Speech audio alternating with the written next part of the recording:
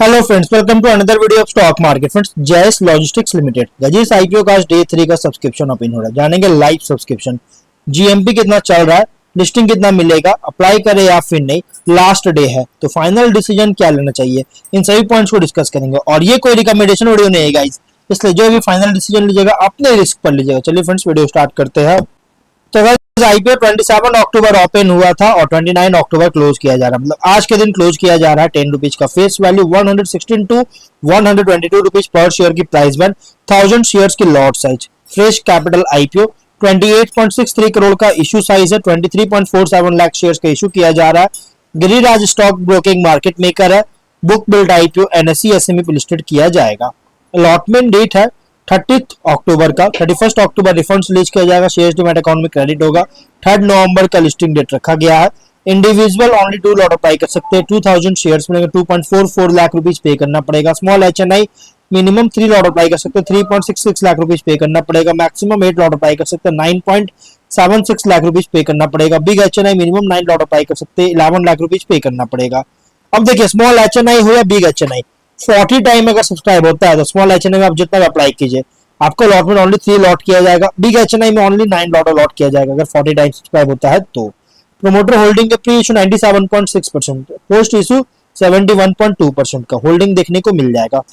Offer दिया गया QIB, anchor include नहीं करेंगे, ऑलरेडी एलोकेट हो चुका है, 23.7%, big HNI 9.5%, small HNI 4.7%, retail 33.2% offer दिया गया है।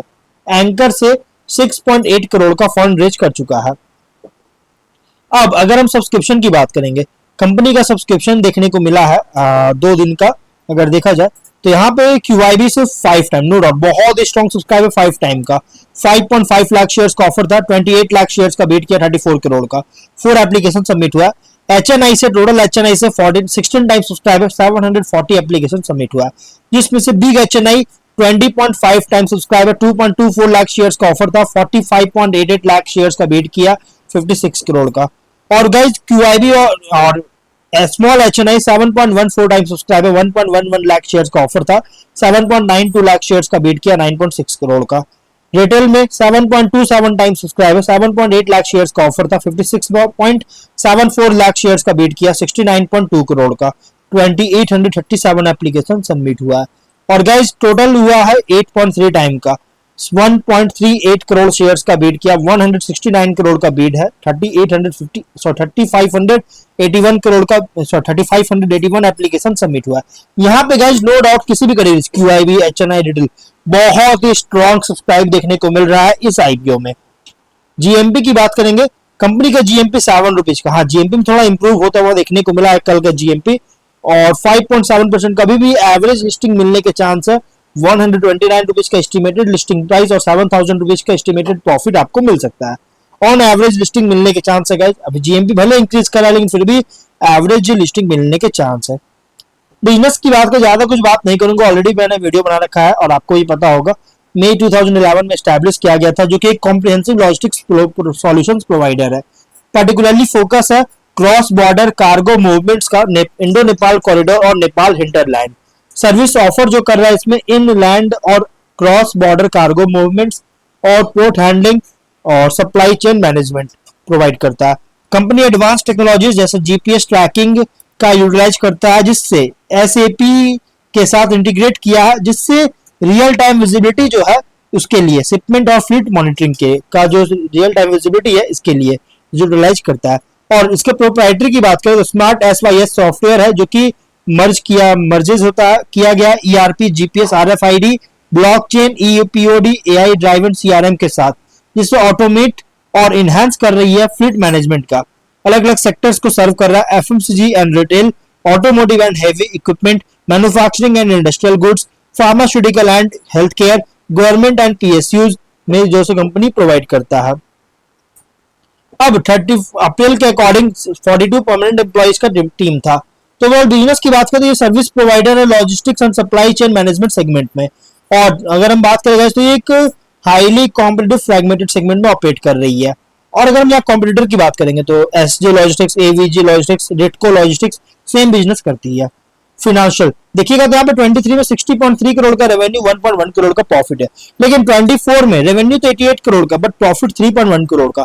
और जो प्रॉफिट है ना, बहुत ही सरप्राइजिंग बूस्ट देखने को मिला, बहुत सरप्राइजिंग देखने को मिला, क्वांटम जंप हुआ है, जबकि कॉम्पिटिशन बहुत ज्यादा इंक्रीज कर रहा है, जिसके कारण एक बिट सरप्राइजिंग है, एक बहुत ज्यादा सरप्राइजिंग है कि सडन बूस्ट कैसे हुआ। क्योंकि देखिए जब कंपटीशन बहुत ज्यादा होता है ना, तो उसमें प्रॉफिट और रेवेन्यू जो है थोड़ा सा सफर करना पड़ता है, थोड़ा सा मतलब कि उतना अच्छा ग्रोथ नहीं हो पाता। लेकिन इस कंपनी में गाइस तो लगभग 300% का ग्रोथ देखने को मिल रहा है इसका प्रॉफिट में। 25 में 112 करोड़ का रेवेन्यू, 7.2 करोड़ का प्रॉफिट। 24 से देखिए तो लगातार ग्रोथ कर रहा है इसी तरह से, और ये कंसर्न रेज कर रही है। हाँ, फर्स्ट क्वार्टर का भी डेटा है, 25.2 करोड़ का रेवेन्यू, 2 करोड़ का प्रॉफिट है।